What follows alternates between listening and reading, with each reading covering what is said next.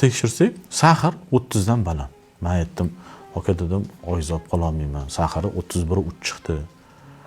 Bu sahar bilan komaga tushib qolishim mumkin. Bundan taxminan 2 yil oldin bir bemor keldi. Yaqin tanishimni onalari, yoshlari 68-70 atrofida.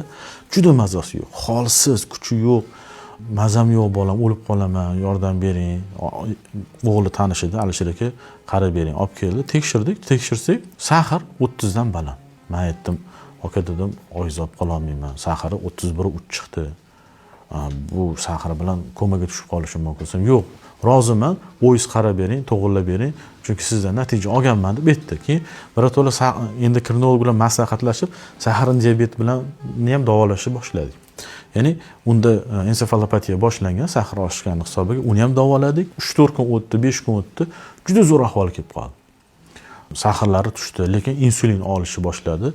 28 единица insulinga chiqqanida sahar 11 ga tushdi, holati ancha yaxshilandi, 10 kun yotdi, zo'r bo'ldi. Kim aytdi, sizga bitta tavsiya beraman dedi. Shuni qilasizmi? Qilaman dedi. Bolam yashagim kelyapti, qilaman. Men o'lib qolsam kerak deb o'yladim. Uni holati yomonlashganda. Yashagim kelyapti. Nima qilay dedi. Bitta ish qilasiz dedim. Shu saharga mumkin bo'lmagan narsalarni cheklaysiz, ayniqsa shakar bilan un yemaysiz dedim. Har kuni menga 2 soat yurib berasiz dedim. Kech payt 1 soat, ertalab 1 soat.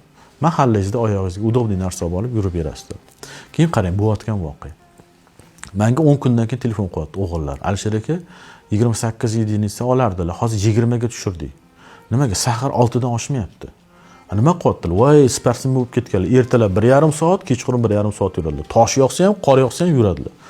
Bo'ldi, juda yaxshi. Yana 10 kundan keyin telefon qilyaptilar. 1 oydan keyin qayta ko'raga kelish kerak. Alisher aka, biz anaqani insulinni 10 ga tushirdik. Sahar oshmayapti. 5.4, 4.8, 5.1 bo'lyapti. Lekin rosa yuryaptilar. Bo'ldi, juda yaxshi. 1 oydan keyin qayta ko'rikka kelishdi. Kelganda aytdilarki, men hozir insulin olmayapman. Yozib bergan 2 ta doringizni ichyapman saharga. Lekin saharim eng uzog'i 6.4 bo'ldi. Ya'ni normada turibdi. Zo'rman dedi. Nima qilyapsiz? Alisher, sizga rahmat dedi. Nimaga rahmat deysam, ertalab 1,5 soat yuraman, 1,5 soat. Kech payt 1,5 soat yuraman. Qor yog'adimi, yomg'ir yog'adimi, tosh yog'adimi farqi yo'q. Bolalarim yomg'ir yog'yapti, ona o'tirib qoling desam chiqib ketaman deydi.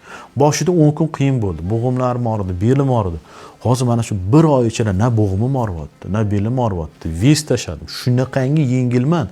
Eng zo'r tarafi dorisiz saharimni tushiryapman. Shu ertalab chiqib ketaman, 1,5 soat yurib kelaman, kech payt chiqib ketaman, 1,5 soat yurib kelaman. Ishonasizmi, saharim 2 tagina tabletka bilan yuraman. Insulinga muhtojligim yo'qoldi deyapti. Ko'ryapsizmi?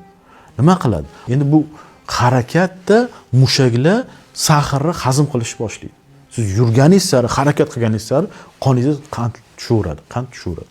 Mana sizga yaqqol misol. Shu ayol hammaga shuni tavsiya qiladi, yurishni tavsiya qiladi. Mahallada 5-6 ta sherik qilib olgan dugondalar chiqib yurishadi. Ko'rdingizmi?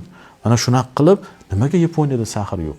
Nimaga ko'p jismoniy mehnat qiladigan davlatlarda jismoniy sport bilan shug'ullanadigan odamlarda kasallik kam bo'ladi? Bilasizmi? Shuning uchun harakat mana bitta yaqqol misol. Harakat eng zo'r davolardan bittasi hisoblanadi.